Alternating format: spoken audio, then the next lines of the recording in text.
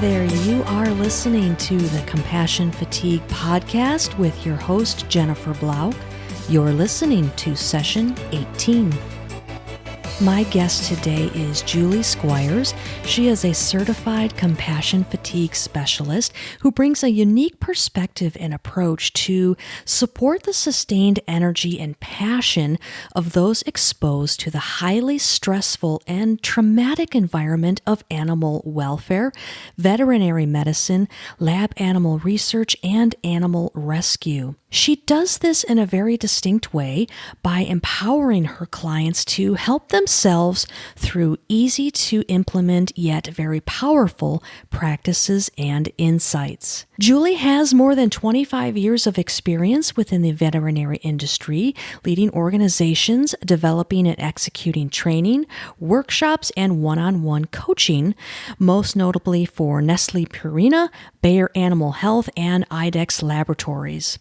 She is a certified compassion fatigue specialist through the Traumatology Institute. Julie's clients also gain from her training and experience as a certified well-being coach and corporate wellness coach. Her company, Rekindle LLC, offers on-site seminars, workshops, and private coaching, and is the result of the need Julie saw to help professionals and staff maintain their well-being and mental health. Julie lives in New York's Hudson Valley with her husband, John, her pugs, Ernie and Mabel, and their two cats, Greg and Duane. Without further ado, please welcome my guest, Julie Squires. Hi, Julie. Welcome to the Compassion Fatigue podcast. Thanks so much for being here. Thank you, Jennifer. It's really an honor and a pleasure to be here with you. So thank you for including me. Absolutely. So, Julie, before we talk about organizational compassion fatigue, can you just share with our listeners, what led you to this field? What drew you in? Yeah, absolutely. I think it's a great question. Personally, I have worked in the veterinary field for over 25 years, and I started working in a veterinary practice as a technician, 25 years ago, before we had this term compassion fatigue. Although there wasn't a term for it, it certainly existed. And so what I saw was a lot of what we're going to talk about today is, organizational compassion fatigue and what that looks like, what it looks like when people that you're working with are struggling, and the effect that has on any organization. Again, my experience was in a veterinary practice. What was interesting for me is, my career trajectory has always been veterinary medicine, but, I worked in practice for many years, and then I started to get into veterinary pharmaceutical sales. And that gave me the ability to travel all over, initially with the Northeast, but, as time went on, I actually started going nationwide, and I was calling on veterinary practices all over the country. And what I noticed very quickly was that same toxicity, cynicism, complaining, blaming that I had experienced where I had worked. I started to notice that and see that all over the place. And I realized that it wasn't just unique to the practice that I had come from. It was actually something that was predominant through the veterinary field. And that caught my attention. The other thing that was also kind of rumbling in the background was my own family veterinarian had taken his life way back in the 80s. And it was tragic, no question about it, it was tragic. But, at that time it was a very isolated incident. And as I started, traveling across the country and visiting different veterinary practices, and again, now you're talking 20 plus years of that, I started to hear about more and more veterinarians that were committing suicide. And at first, I'll be honest with you, it was, I'd hear about one, and then, 6 months, 9 months would go by and I'd hear about another. And it wasn't until a few years ago that I stopped and I actually counted how many veterinarians I personally knew that had committed suicide. And Jennifer, the number blew my mind. It was deeply devastating to me. Now, and I always tell people that I'm a little unique in the fact that I know more veterinarians than the average person because of the opportunities that I've had, with the different careers that I've had in vet medicine. So I know more than the average person. But what I came to realize very quickly is that there was a real problem. There was a real problem, and this is a profession that I adore. I love all people that work with animals because that's just how that's that's just who I am as well. Like I'm, all about animals. Like that's from my earliest memories. Animals light me up, and I connect with them on very deep level, just like everybody else that works with them. But I was really heartbroken by what I was seeing in this profession that I adore. And that prompted me to want to try to do something to intervene, to make a difference, to try to shift things, to bring awareness. And that's really why, we're having this conversation today. Yeah. So when did you make that connection that this could possibly be related, these suicides that you were starting to see over and over again? When did you make that connection that, wow, this might be compassion fatigue? Because I'm imagining, back when this first started happening, we weren't really talking about this in terms of compassion fatigue, that, we really didn't assign that word to it. Mm-hmm. When did you make that connection? Probably the connection was about 5 years ago. And at that point, there was some, Dr. Figley, he was certainly talking about compassion fatigue then. I mean, at that point, we were having these discussions. Early on, I didn't know I never made a connection, prior to that. It seemed like these, awful incidents that were happening and with no explanation. I imagine that through your years in the veterinary industry and now as a coach, you have probably been exposed to a lot of what we call secondary trauma. May I ask, have you ever personally struggled with compassion fatigue or burnout? Well, that's a really great question. Here's what I have struggled with.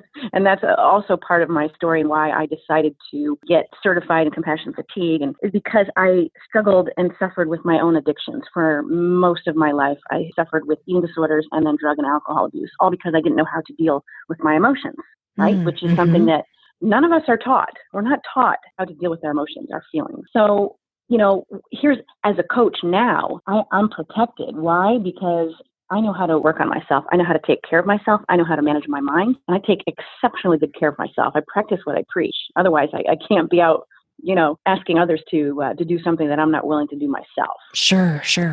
Yeah. Does that make sense? Absolutely. And so did you realize, so when you were struggling with eating disorders or addiction, did you realize at the time that this could be related to the secondary trauma or the stress that you were experiencing as you were working to protect animals? Or did you make that connection years later? Well, my eating disorders were way before I ever worked in a veterinary clinic. They continued when they were absolutely my coping mechanisms, as were drug and alcohol when I worked in veterinary practice for sure. But all those things had started long before there. But yeah, absolutely, I use those as coping mechanisms as well. Absolutely. So thank you for sharing your story with us. I think it's so important that people like you and I really are transparent and talking about our own struggles with compassion fatigue, because I think it validates others' experiences. Would you agree with that? Oh, without a doubt, Yeah. without a doubt. My feeling is that, we don't get compassion fatigue because there's anything wrong with us. We get it because we care deeply and we neglect our own needs. Like that's how I, speak to my audiences about it. So there's nothing wrong with you. Oh, You're it's not so weak. common, so common. Yeah, absolutely. Absolutely. How could it not be? So we've talked a lot about the symptoms of compassion fatigue on a personal level on this podcast, but I'd really like to explore compassion fatigue on an organizational level. Can you expand on that?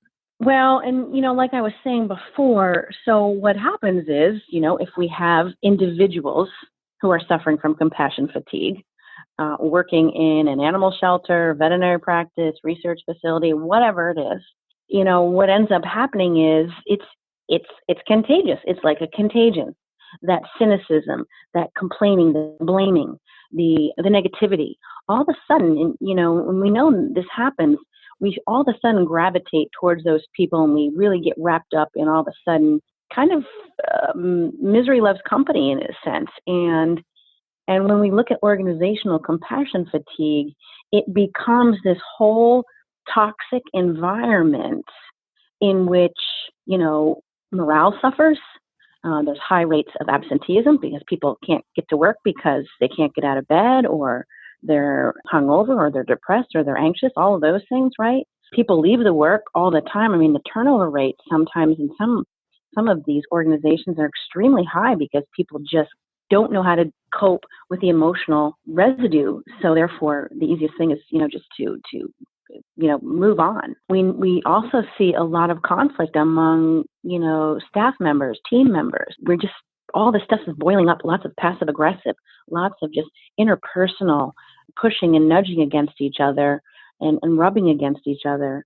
And really, has some detrimental effects on, the care overall, and again, so we're all caring for animals in one aspect or another, right?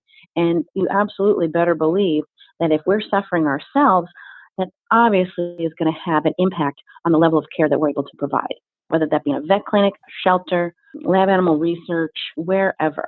Yeah, and I think it's so sad. I see all these organizations, you go into these organizations, as do I, and I always think it's so sad to see when staff members, we all have the same mission, right? But they're fighting with each other. Mm-hmm. And it completely defeats the whole purpose of the mission. So what are some other symptoms of organizational compassion fatigue that you see? Well, one of the big things that I see is in lots of these organizations, there's a customer or there's a client, right? Again, depends upon what one you're looking at, but there's an experience or dissatisfaction that the customer or client also has, because everybody that they're dealing with, again, is seeping out this toxicity, seeping out this cynicism, this negativity, and that has a huge effect on, client satisfaction, customer satisfaction, the public, how they're interacting. Things such as the reputation, again, if it's a vet clinic, a shelter, or whatever, that all of a sudden, now with social media, people are very quick to jump on their social media if they've had a bad experience dealing with somebody. Mm-hmm. And unfortunately, they don't give people the benefit of the doubt. They just run to their computers and, type a nasty review. And that starts building up. We're starting to see a lot of that as well. And again, just because they're interacting with people that are tapped out, that are emotionally and physically exhausted and depleted. And therefore, you've got that whole soup, if you will, within the organization that, is curdled, for lack of a better word. And like you indicated, Jennifer, I mean, there is this deterioration of the mission of the organization. Like you said, any of them, their shelter, for instance, their mission is to find good homes for homeless animals. And when all the energy or so much of the energy is going to, rubbing up or resisting or pushing against leadership, management, and each other, that leaves so less energy for exactly what they're trying to do, which is to find great homes for these animals. In the end, it's going to be the animals that suffer as well as the people that care for them. And the problem really is that we are losing incredibly caring, great people to compassion fatigue. That is the truth. That is the absolute truth. And that's the heartbreaking part of it. And that's really, my belief is that people who work with animals are a very, very select, unique, extremely special person. And we need them. We need them really bad. We need to make them stay whole, right? I mean, we need them to maintain their well-being so they can continue to do that work. Oh, absolutely. Absolutely. And so you alluded to this a little earlier by saying that, compassion fatigue among individuals can be contagious. What other factors do you think contribute to organizational compassion fatigue, specifically at the top? Well, what I'm seeing a lot of is at the top is we have the wrong people at the top. Like we often have, what I'm seeing a lot of is the people who are in the top roles are people that do not have either the correct skill set or the correct training. It's through no fault of their own. They've been promoted and put into these positions by somebody, but oftentimes they haven't been supported. They haven't been given the training or the skill set in order to lead correctly. So sometimes you have just ineffective leadership at the top.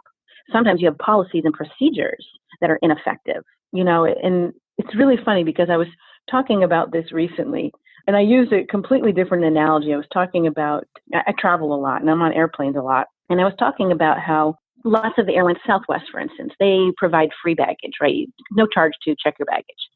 And that's wonderful. And when you fly Southwest, you'll see that lots of people, check their baggage because it's free and they don't have to deal with it. No hassle. Well, then you go on another airline that does charge, for instance, that charges, let's say, $25 to check your bag. What you find then is that lots of people then, they've already spent a lot of money and they just, sometimes they're just resistant to spending the extra $25 to check their bag. So they carry it on. Well, what starts to happen now in these airlines is you get about halfway through the boarding process, about half of the people are on the airplane, and all of a sudden, all the overhead bins are filled. Now you have 50% of the people that need to get on that plane. Lots of those folks actually have baggage. There's no room for it. It stops everything. All of a sudden, the flight attendants have to stop. Everyone coming on board, they have to then issue bag tags. Now take the bags somewhere else so they can actually check them to the final destination. It creates a nightmare.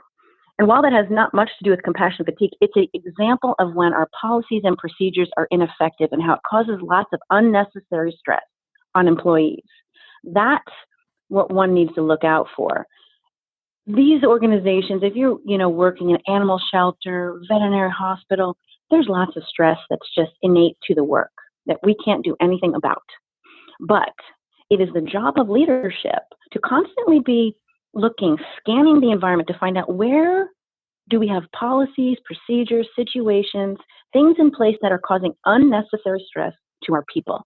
That's the stuff that needs to be eliminated. And that's how we reduce, a large percent of the stressors that can contribute to compassion fatigue from an organizational standpoint. What's interesting is you have all these kind of frivolous, if you will, policies, but I would say that, there also needs to be some policies in place that say, mandatory breaks, mandatory lunch breaks, yes. Or policies that, really clearly outline, having a no drama, no gossip policy, because I think that, throwing each other under the bus type stuff, that only leads to a toxic work environment, which is going to lead to compassion fatigue, which is going to lead to burnout. Now, what about compassion fatigue at the top? So have you ever been in an organization where you think leadership is burned out? Leadership has got compassion fatigue and it's trickling down. Yes, all of the time, and it's actually sometimes I think, and I actually have a lot of empathy for, leadership, because they're actually, here's what's funny. I find that when I get contacted, hey, Julie, we're interested in, having you come in and do a training or workshop or something. I find that oftentimes the person who is reaching out to me, whether that be somebody in HR, management, supervisor, they're the ones, the reason they want me to come in is because they're the ones that are actually suffering. Not that everyone else isn't too, but they're reaching out to me because they're suffering. So I see that a lot. I see that a lot. And it makes me, and sometimes where I empathize is that they are sometimes the forgotten ones, because they are not usually directly interacting with the animals. They kind of get forgotten because we think, oh, well, their job isn't that difficult. Their job is very difficult. All the other stuff all the other hats that they're wearing, all the other plates that they have up in the air that they're spinning, all of that, and they get kind of forgotten. So I would agree. I think that's very true. Yeah, and I think there's this misconception that if you're not dealing directly or one-on-one with the animals, that you're somehow immune to compassion fatigue. Oh, right. But really what we know is, everyone from the receptionist to management is exposed to the same types of stressors, the same types of emotional bonds that the person working directly with the animal faces as well. So it's really, I think it's really important that we don't discount anyone and really realize that, no one's immune. If you care, you're vulnerable. Well, and absolutely. And what I find is that the majority of the stressors that lead to compassion fatigue are not, that have nothing to do with the animal. They have to do with the people. It's the people, especially in veterinary medicine. It's not the animals. It's not the patient. Sometimes it is. I mean, I don't want to be completely, it's not a black or white or 100%, but the majority of the stress in veterinary medicine is coming from interacting with the clients. The majority of stress in animal shelters is coming from dealing with the public. Again, not 100%, but I can say my experience has been the majority is is not dealing with the animals so much, it's dealing with the people that come with these Oh, animals. absolutely. When I was an animal control officer, I'd much rather face a vicious dog than an angry owner any day. I believe it. you know, Yeah, I'm um, sure. yeah, but you had mentioned earlier, now with social media. So first of all, you take shelter workers for example; they are given a bad rap from the get go, and Mm-hmm. now you add on the social media, and I think that negativity feeds into the compassion fatigue, and it just becomes this vicious Mm-hmm. cycle. So, Without a doubt. Julie, so compassion fatigue, as you know, it's really a huge problem from shelters to vet clinics and everything in between. What are the consequences of the organization not taking this problem seriously? I think one of the things that we don't understand, is the cost associated. Like what ends up happening is we have this revolving door of staff, right? So they don't stay very long because they, are ill-equipped to deal with the emotional aspects of the work. So we end up having this revolving door. And one of the things I think that organizations don't understand is what the costs are associated with hiring new people, training new people. I mean, those are very, very large costs. Also, again, from the veterinary side of things, boy, veterinary clients, they don't like to see different people at the front desk all the time. They want to know their receptionist. They want to have that personal relationship. I can tell you, I speak for myself. When I bring my dogs, it's actually the vet clinic that I worked at, but I expect and want, I should say, I want to have a conversation with Alex at the front desk so I want them to know me. I want them to know my animals. I don't like getting a new person to answer the phone all the time. That doesn't sit well with me. Right. And again, talking back to substandard care, I hear sometimes of situations where we've got people who, are again, ill-equipped, not getting the support that they need, and therefore that can be taken out on the animals, especially in shelter organizations. People just lose their patience, again, because they're overwhelmed. They're just not being supported. Like we end up harming each other with our toxicity. We all have that same goal and that same mission. And what ends up happening is we harm each other, which is never the intent, but that's what ends up happening if it's not recognized. Yeah, and this harming each other, this isn't innocent, schoolyard stuff. This can cause great damage. We're seeing addiction, suicide, Mm-hmm. clinical depression. Mm-hmm. These are Mm-hmm. serious issues here with serious consequences. Yes, absolutely. Absolutely. Do you Yeah. see attitudes shifting as people like yourself are starting to bring more awareness to this topic? Well, I guess yes and no. I mean, yes, in that we're recognizing compassion fatigue more and we're becoming more aware of it. But so that's the yes part. But the no part for me is that we still have not fully embraced the idea that employee wellness is worth investing in continually. Like it's not enough to just do a one-off. Like once a year, we, throw a party for the staff. Like, my firm belief is that our clients and our customers don't come first. Our employees come first. And I believe if you take really good care of your employees, they will take good care of your clients, of your customers, of the general public. And, employee health and wellness, it's a foundation in any organization's health. So it's important. The problem comes in is that, how do we measure ROI on something like that? Well, I don't know how we can. I think you just have to believe that our people's well-being is worth investing in.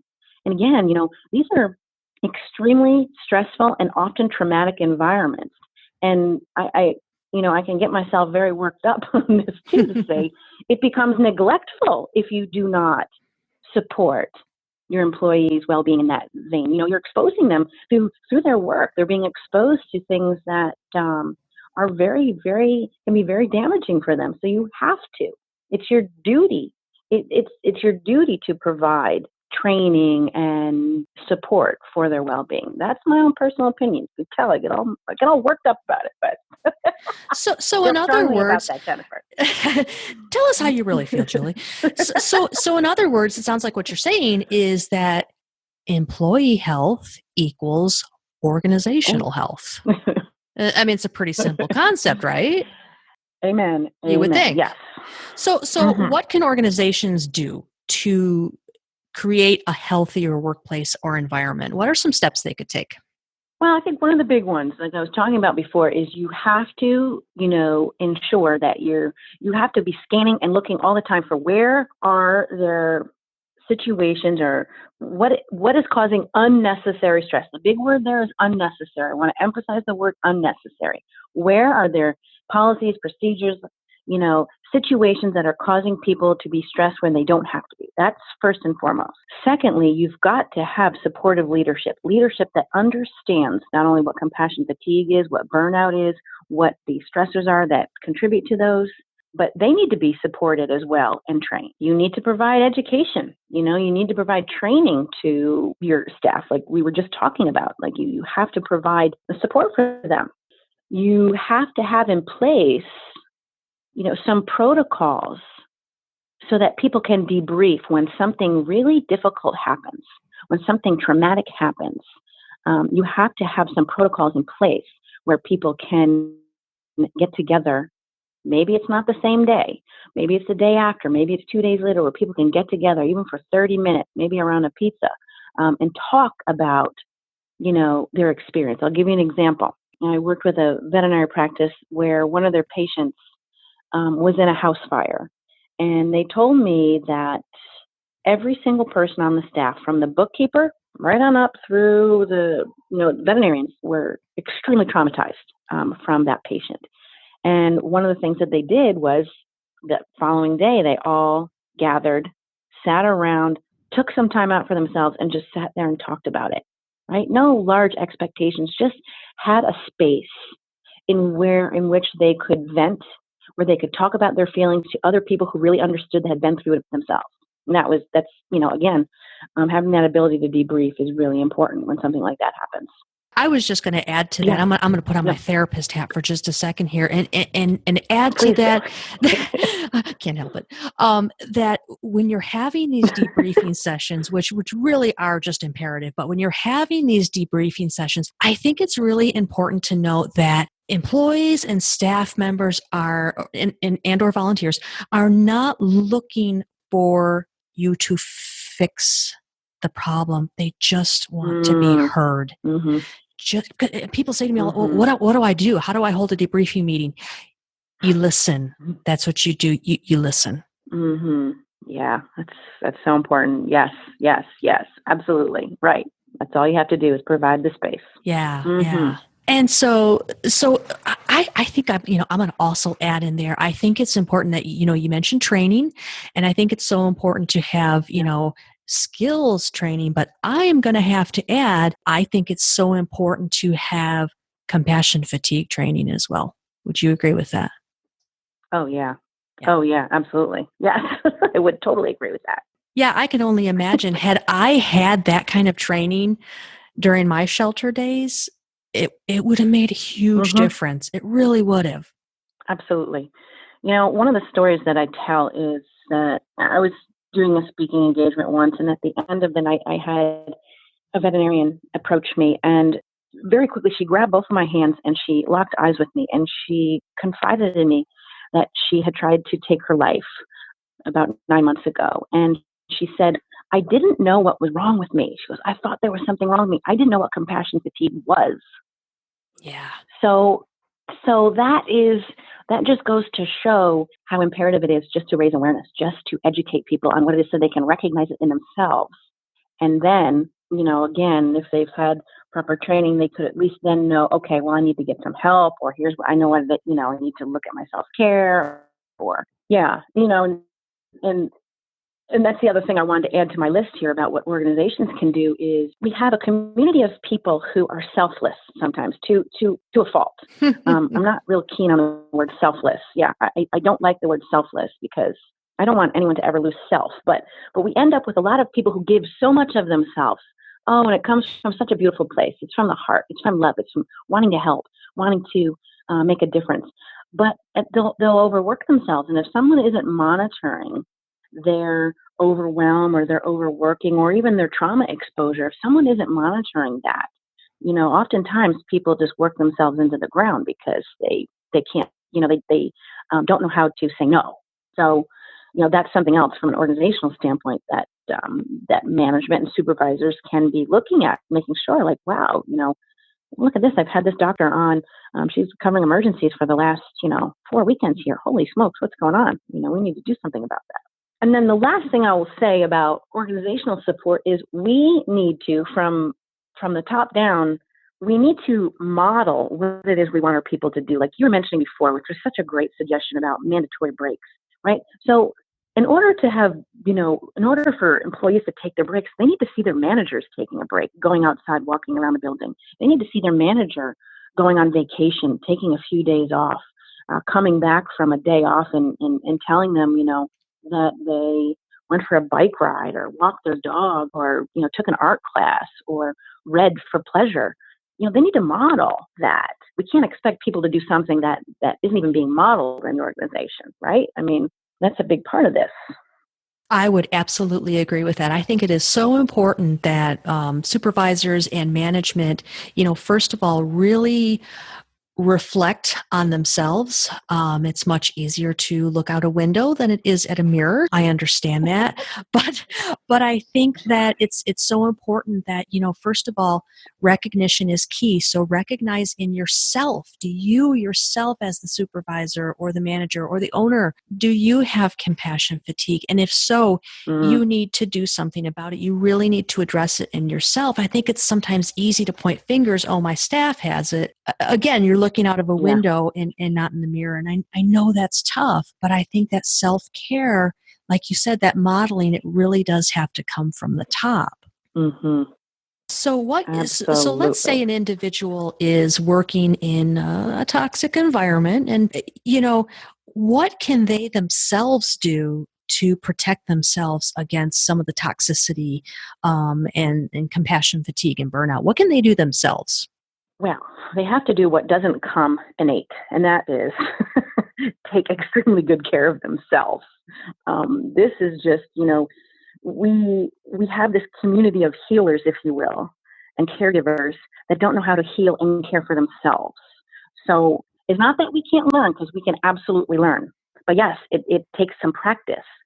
So we have to be really conscious too. So what I mean by that is we have to be really conscious of, first of all, how we feel. Our feelings are our barometer. They're telling us how we're doing. If we're feeling, exhausted, overwhelmed, depleted, depressed, that's a signal that, okay, I'm not taking real good care of myself here. What do I need to do? Do I need to develop some daily practices that help to reconnect myself to myself?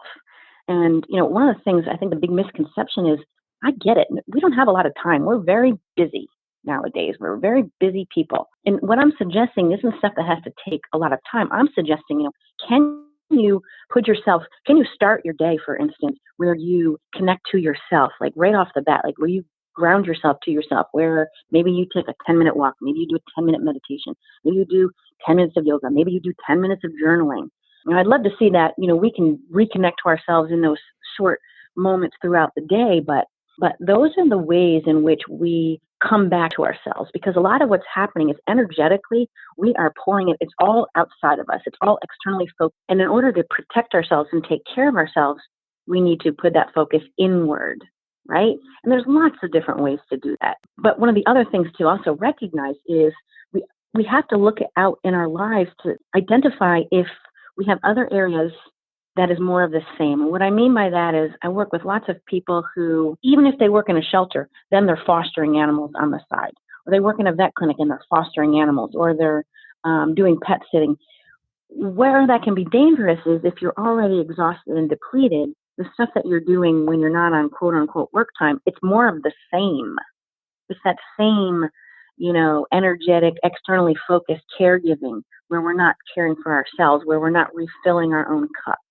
So I'm really big on finding ways to help us to connect back to ourselves in any way that works for you, that is, that helps to relax you, to comfort you, to make you feel better, right? I mean, that's what this is all about. I believe in all of my cells in my body that compassion fatigue is this wonderful, beautiful doorway in which we can reconnect to ourselves, because mostly what's going on is we are disconnected from ourselves. We're disconnected from ourselves, and therefore we're struggling, we're suffering. because we're not giving ourselves our own attention. We're starving for our own attention, really. And sometimes we think that we can help ourselves through helping others. And I wish it worked that way, right? I mean, it'd make life a lot easier, but it doesn't work that way. It doesn't work that way. Yeah, I think a lot of us get our self-esteem and sense of self-worth through our caregiving. Not that I'm ever guilty of that myself. Um, and that's going to be a whole nother show topic. But yeah, I always recommend to clients and organizations that I work with that try to find a hobby that has nothing to do with animals, which is really, really difficult for some people, including myself. I'll be perfectly honest. You asked me what my hobby is, playing with my animals. But yeah, I think it's really important. And I like how you suggested these 10-minute chunks of self-care. So whether it's 10 minutes of meditation, 10-minute walk, what that is 10 minutes that's focused on you. It's every time you do that, you fill the gas tank so that you can keep going. And I'll tell you this, I like to set people's expectations that you should expect resistance, because even 10 minutes. So first of all, there's going to be people out there thinking, well, 10 minutes isn't going to make a difference. I challenge you, that listener who thinks 10 minutes is not going to make a difference. I challenge you to try it for a week. A 10-minute, connection there, and then judge it for yourself. The other thing I would say is expect resistance. Even taking a 10-minute walk, your mind is going to all of a sudden start rattling off all the other things you should be doing instead. You should be doing laundry. You should be checking email. You should be grocery shopping. Expect resistance, but do it anyway. Yeah, you just can say, sit with that. Great, the laundry's still going to be there. That's right. The laundry's still going to be there. But I'm going to take care of myself right now because I'm important. I'm worth it. And I can attend to others better if I've taken care of myself. Yeah, I think that's the trick, really placing value on yourself. Yes. Yeah. Yes. Who's watching out for you, right? I mean, Exactly. Yeah. Julie, thank you so much for this conversation. This has been absolutely wonderful. How can people learn more about what you do or maybe even get in contact? Oh, yes. Well, you should check me out at my website is www.rekindlesolutions.com, rekindlesolutions.com. And you can read my blog and see the services I provide and connect with me, reach out to me. You can email me through that. And yeah, stay connected. That'd be great. Awesome. And I will definitely put a link to your website in the show notes. So if you are in your car right now or out and about and you'd like to check out Julie's website when you're back at your computer, like I said, I will definitely put a link up there on our show notes page at thecompassionfatiguepodcast.com. Julie, thanks again. I appreciate it. Thank you so much, Jennifer. Again, it's been a real pleasure. Thank you so much. Take care, Julie. Bye-bye. Thank you, as always, for listening to the Compassion Fatigue podcast. Please head on over to iTunes and subscribe to the show so you never miss a single episode. And don't forget to check out thecompassionfatiguepodcast.com for more great resources, including a link to join our private Facebook group where you can connect with other listeners and gain additional support. Please note that this podcast is not meant to provide medical advice or substitute for psychological care.